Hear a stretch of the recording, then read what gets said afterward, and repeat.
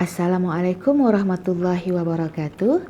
Bersama Ustazah Azimah untuk mata pelajaran Pendidikan Islam tahun 1. Dah sedia dengan buku teks?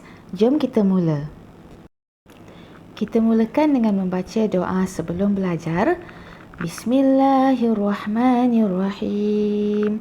Allahumma aftah alaina hikmataka wanshur alaina min khazaini rahmatika ya arhamar rahimin. Amin. Buka buku teks muka surat 92, bidang ibadah, unit 2, kebersihan amalanku. Mari kita lihat apa maksud istinja. Istinja ialah perbuatan menghilangkan najis yang keluar dari kubul dan dubur dengan menggunakan air atau benda-benda kesat atau dengan kedua-duanya sekali. Hukum beristinja adalah wajib.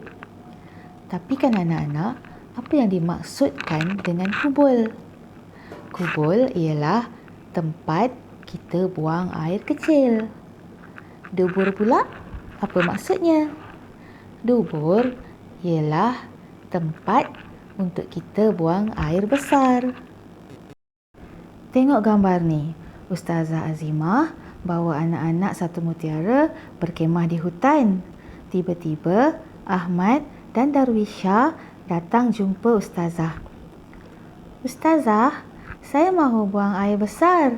Bagaimanakah saya mahu beristinja? Di kawasan ini tiada air. Ahmad, istinja bukan sahaja menggunakan air. Kita juga boleh menggunakan benda-benda kesat seperti batu dan tisu. Seterusnya, lihat muka surat 93. Cuba tengok gambar yang di tengah-tengah tu. Ada gambar tisu, batu dan daun kering. Itu adalah alat-alat yang kita boleh gunakan untuk beristinja.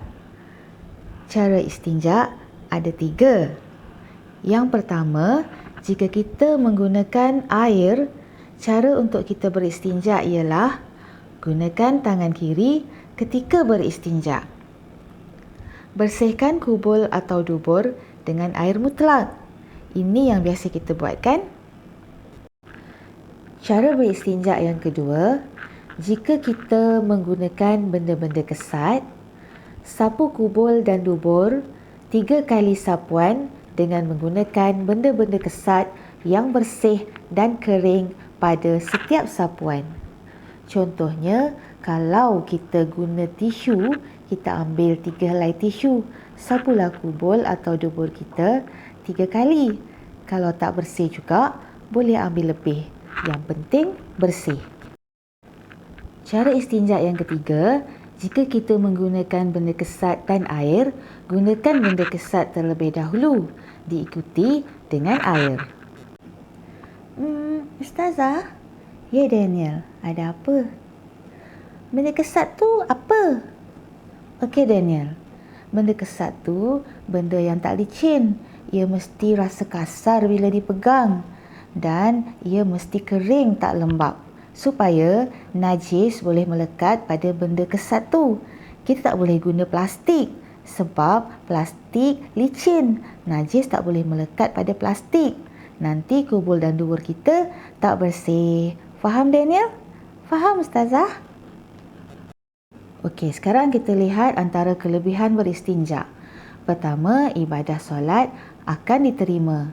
Kedua, kesihatan terpelihara. Ketiga, terhindar daripada penyakit. Dan keempat, dikasihi Allah. Okey, sekarang jom tengok muka surat 94. Adab qada hajat. Qada hajat boleh diertikan sebagai membuang air kecil dan air besar di tandas. Anak-anak perlu memastikan anak-anak menjaga adab semasa qada hajat. Okey, sekarang kita lihat adab sebelum qada hajat. Yang pertama, tidak membawa nama Allah. Biasa kadang-kadang dekat baju ke, dekat jam ke, dekat batu cincin ke, kadang-kadang ada yang tulis nama Allah. Kalau ada, yang itu tak boleh bawa bersama ketika kita qada hajat di dalam tandas. Kena tinggal kat luar. Okey, yang kedua, memakai alas kaki. Alas kaki tu contohnya selipar Jepun lah. Yang ketiga, menutup kepala. Kita boleh tutup dengan tuala ke. Kalau perempuan boleh pakai tudung.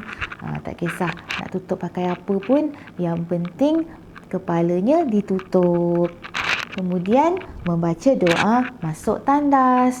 Tengok yang sebelah kiri yang tulisan warna hijau tu, dekat situ ada doa masuk tandas. Jika ustazah baca sama-sama. Bismillahi Allahumma inni a'udzubika minal khubuthi wal khaba'ith. Lagi sekali ikut ustazah baca sama-sama. Bismillahi Allahumma inni a'udzubika minal khubuthi wal khaba'ith. Hafal ya doa ni, sebab kita nak masuk tandas hari-hari ni. Kena hafal.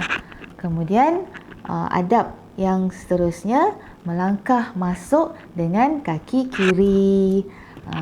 Pastikan masuk tandas mesti kaki kiri, jangan kaki kanan. Seterusnya, adab semasa qada hajat. Kita tidak boleh bercakap, tidak boleh makan, dan kita juga tidak boleh minum ketika kita sedang qada hajat. Jangan buat.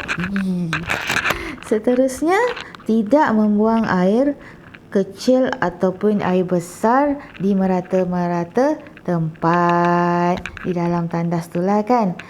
Duduk elok-elok dekat tempatnya. Seterusnya, adab selepas qada hajat. Membaca doa keluar tandas. Mana doa keluar tandas? Tengok dekat sebelah kiri tu, kotak yang warna pink. Doa selepas keluar tandas.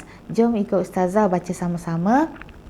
Alhamdulillahilladzi azhaba annil adha wa afani. Sekali lagi kita ulang. Alhamdulillahilladzi azhaba annil adha wa afani. Yang itu doa selepas keluar tandas. Kena hafalkan juga ya anak-anak. Seterusnya, adab selepas qada hajat. Yang kedua adalah melangkah keluar dengan kaki kanan. Ingat, kaki kanan. Keluar kaki kanan.